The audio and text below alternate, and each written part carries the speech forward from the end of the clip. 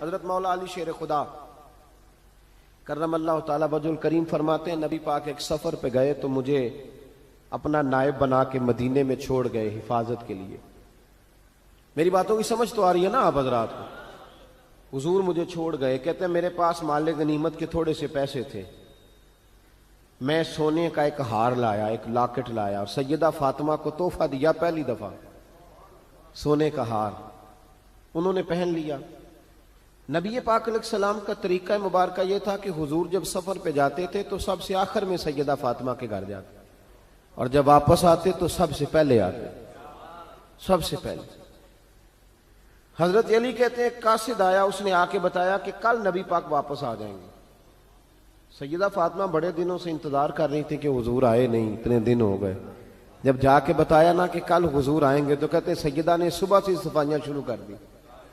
کھانا پکایا اپنے محبوب کے لیے, حضور کے لیے بہترین کھانا بنایا اور بہت ساری تیاری کی.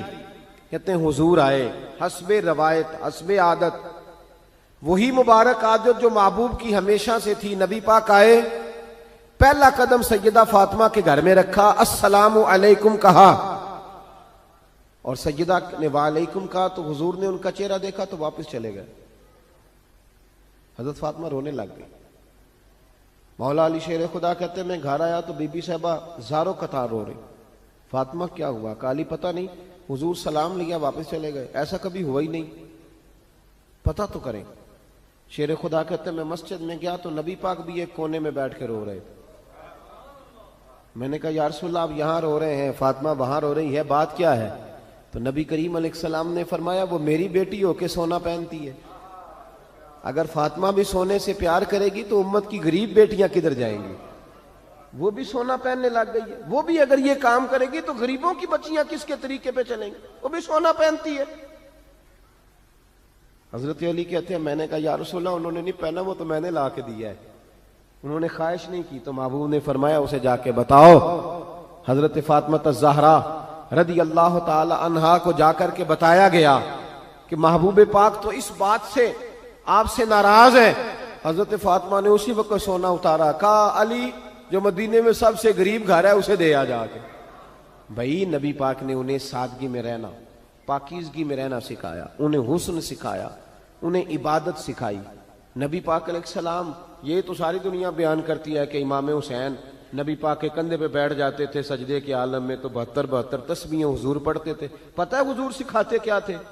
نبی پاک امام حسین کو سجدہ کرنا سکھا رہے تھے. حضور سجدہ کرنا سکھا رہے تھے, سجدہ کرنا.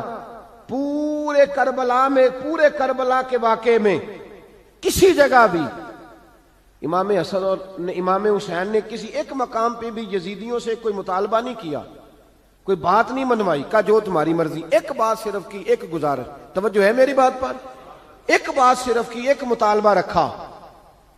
جب 9 محرم کو عمر بن سعد نے, شمر نے, ان سب نے کہا نا کہ حسین یا اب بات ختم ہو گئی, یا بیعت کرو یا جنگ کرو, تو امام حسین نے فرمایا مجھے ایک رات کی مہلت دو. علی کے بیٹے مہلت مانگ سکتے ہیں؟ بولے نا یار, مہلت مانگتے تھے وہ, کیا ضرورت تھی؟ امام حسین نے فرمایا مجھے مہلت دے, ایک رات رہ گئی ہے, میں راج کے سجدے کرنا چاہتا ہوں. سجدوں کے لیے مہلت مانگی, سجدوں کے لیے. توجہ ہے میری بات پر؟ محفلیں لمبی, نمازیں چھوٹی. 24 گھنٹے آپ کسی کو بٹھا لیں باہر, وہ بیٹھا رہے گا, گپے لگائیں. نماز کا ٹائم ہوگا تو پتہ نہیں کیا ہو جاتا ہے, لوگوں دوڑ گئے, او ہو نماز پڑھنی پڑ جائے گی. ایسے لگتا ہے جیسے کوئی بہت مشکل مرحلہ آن پڑا. بھائی کربلا والوں کا تو پیغام ہی نماز ہے, ان کا تو طریقہ ہی نماز ہے. امام حسین نے کہا ایک رات کی مہلت, فقط اس لیے کہ میں کھل کے نمازیں پڑھ لوں. ساری رات بڑی باتیں تھی نا, بڑی باتیں. سیدہ زینب سے دکھ سکھ کر سکتے تھے ساری رات, امام زین العابدین کو بڑی باتیں بتا سکتے تھے, بڑا کچھ ہو سکتا تھا. لیکن امام زین العابدین کہتے ہیں ساری رات حسین ابن علی نے سر سجدے سے نہیں اٹھایا. چل تو اس طرح کر, امام حسین تو ساری زندگی ساری رات پڑھتے رہے نا, تو چل ایک رات کی عبادت کر ان کے نام پر, ایک رات ساری جاگ. نہیں نا تسی ہاں کی تھی, ایک رات کہی ہے میں نے, بڑا مشکل ہے ہمارے لیے. آپ یقین کریں مسلح, اور پھر کسی نے ہمیں کان میں بتا دیا ہے کہ تسی نسبت والے ہو, تسی بخشے ہو. اے کوئی پکی گل دس گیا ساری, اس میں کوئی شک نہیں کہ نسبت سے ہی بخشے جائیں گے. لیکن امام حسین ڈائریکٹ نواسے ہیں نبی پاک کے.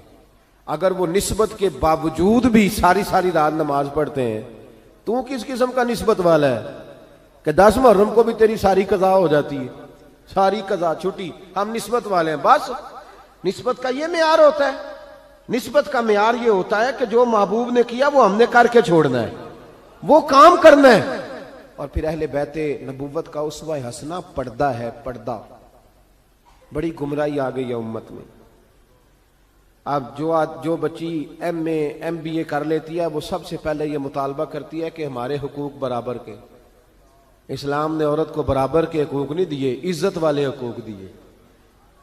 کون سے حقوق دیے بولیے؟ میں ایک یونیورسٹی میں تھا تو ایک بچی نے پیغام دیا, کہنے لگی جی, بچیاں بھی تھی پردے میں بیٹھی ہوئی, لیکچر یونیورسٹی میں ہو رہا تھا, تو اس نے کہا جی عورت کا تو گھر ہی کوئی نہیں ہوتا,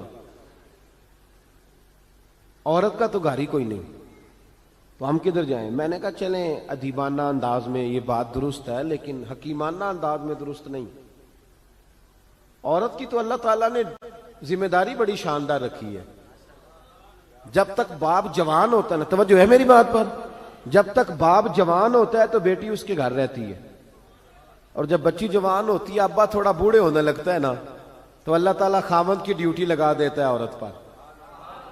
اور جب خامند تھوڑا بوڑھا ہونے لگ جاتا ہے تو بچے جوان ہو جاتے ہیں. تو میں نے کہا بی بی تو سمجھی نہیں, تو کہتی ہے میرا گھر کوئی نہیں. رب کریم نے تو تیرا محافظ ہمیشہ جوان آدمی کو رکھا ہے, جوان کو, کبھی باپ کو, کبھی بھائی کو, کبھی بیٹے کو, کبھی شوہر کو. تو یہ کیسے؟ اسلام نے تو تیرے لیے جوان خون تیرا محافظ رکھا, اگر تو سمجھے. حضرت فاطمہ نے ساری زندگی پردے میں گزاری, ان کا ننگا سر کبھی سورج نے بھی نہیں دیکھا. یہاں اللہ خیر کرے دینداروں کی بچیاں پردہ نہیں کرتی, حاجیوں نمازیوں کی بچیاں پردہ نہیں کرتی. کپڑے استری نہ ہو تو گھر میں جھگڑا شروع ہوتا ہے, اور بی بی پردہ نہ کرے تو پرواہ کوئی نہیں. حضرت عبداللہ بن سہل ایک تابعی بزرگ ہے, نام یاد رکھنا. عبداللہ بن سہل کہتے ہیں سیدہ زینب جب کربلا سے واپس آئیں تو وہ میری پڑوسن تھیں. 15 سال کہتے میں ان کا پڑوسی رہا ہوں, 15 سال. 15, امام شورانی نے اس کو لکھا ہے, 15 سال میں حضرت زینب کا پڑوسی رہا. کبھی ہوتا ہے نا کہ بی بی برقع پہن کے باہر نکل آتی ہے, بازار جانا ہے, دوائی لینی ہے, کوئی کام ہے. کہتے ہیں 15 سال میں پڑوسی رہا, پر میں نے پردوں میں چھپی ہوئی زینب بھی کبھی نہیں دیکھی. ہوتا نا برقعے میں بندہ بی بی دیکھ لیتا, میں نے پردے میں چھپی ہوئی بھی بی بی کبھی نہیں دیکھی. تو کربلا والوں کا تو طریقہ پردہ ہے, ان کا طریقہ. اب آخری بات سنیں, کربلا والوں کا طریقہ حوصلہ ہے, ہمت ہے. ہمارے ہاں نا خودکشیاں عام, جھگڑا عام, لڑائی عام. اس کی وجہ یہ کہ حوصلہ کوئی نہیں. ذرا سی بات کو بندہ برداشت کرنے کو تیار. اہل بیت کا جو طریقہ ہے نا وہ حوصلہ ہے, وہ صبر ہے. وہ چلے محبت کی بات ہے کر دیتا ہوں. ایک بابا جی سے میں نے پوچھا, میں نے کہا جناب صحت کیسی ہے؟ کہ دکھا نہیں وڈیریاں کر چھڑیا. میں کہا کنی عمر تھوڑی؟ کہتا میں عمر تے ایویں 76 کو سال ہے. تو میں کہا دکھاں تو بغیر بھی ہوں تساں وڈیریا ہی ہونا سی, بس کر دے, دکھوں کو بدنام کیا ہوا بلا وجہ. اب بس کریں, وڈیرے ہونا تھا کہ نہیں ہونا تھا؟ تو نہ دکھاں دا لا دیتا ہے. ہجوم غم میں بھی توہین نے ضبط غم نہ ہوئی, ہم تو اس احتیاط سے روئے کہ آنکھ نم نہ ہوئی. اللہ والے تو مطلب شکوہ کرنا ہر وقت شکوہ, حوصلہ ہی کوئی نہیں, سکون ہی کوئی نہیں, پریشانی بڑی ہے جی, آزمائش بڑی ہے. کبھی آپ نے کہیں سنا ہے کہ واقعہ کربلا کے بعد حضرت زینب معاذ اللہ نفسیاتی مریض ہو گئی تھی؟ امام زین العابدین, سیدہ سکینہ, حضرت صغرا, وہ حوصلے میں رہے, متوانا رہے.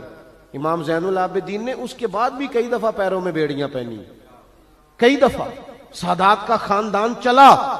یہ جو داتا علی اجویری نے آ کے آپ کو کلمہ پڑھایا, یہ بھی سید زادے ہیں. سیدوں کا قافلہ رکا نہیں, یہ خواجہ اجمیری بھی سید زادے, غوث پاک جیلانی بھی سید زادے. یہ سادات کا سلسلہ چلتا رہا. بار بار آ کے امت کی قیادت کی ان لوگوں نے.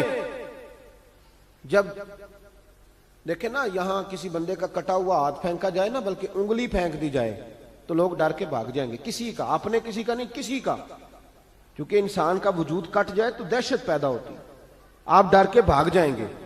امام حسین کا کٹا ہوا سر، توجہ ہے میری بات پر؟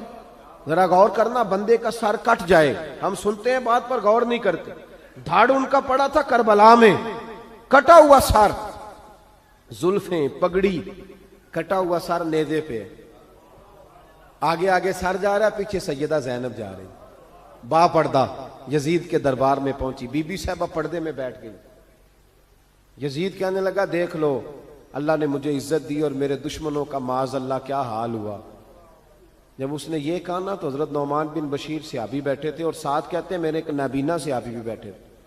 حضرت نعمان بن بشیر کہتے ہیں کہ جب اس نے یہ کہا نا کہ اللہ نے مجھے عزت دی اور نقل کفر کفر نہ باشد، میرے دشمنوں کا یہ حال ہوا، تو کہتے ہیں سیدہ زینب وہاں سے اٹھ کے کھڑی ہو گئی، با پردہ سیدہ زینب کھڑی ہوئی، اور فرماتے ہیں اس طرح نہیں کھڑی ہوئی کہ بیویاں روتی ہیں تو کہتی ہیں ہائے یہ ہو، اس طرح نہیں، حوصلہ، ہمت، اور جس طرح کوئی سیاںا خطیب خطبہ پڑھتا ہے اس طرح سیدہ نے خطبہ پڑھا، پہلے اللہ کی حمد کی، پھر نبی پاک پہ درود پڑھا، اور پھر قرآن پاک کی آیت پڑھی وَتُعِزُّ مَن تَشَاءُ وَتُذِلُّ مَن تَشَاءُ، یہ آیت پڑھی۔